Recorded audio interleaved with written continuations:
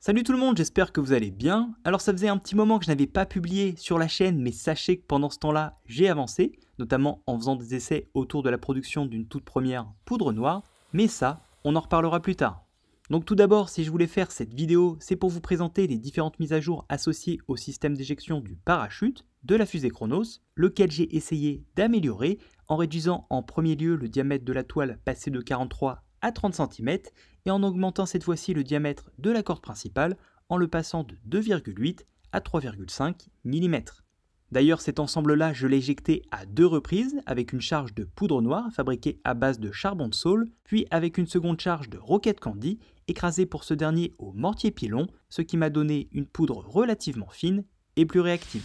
D'ailleurs, à noter que ces deux tests furent très bien réussis, l'idée était ici de vérifier que l'éjection était bel et bien maîtrisée et que je pouvais de ce fait compter sur elle lors du troisième futur lancement de la fusée Chronos, que ce soit en utilisant au choix de la poudre noire ou du rocket candy.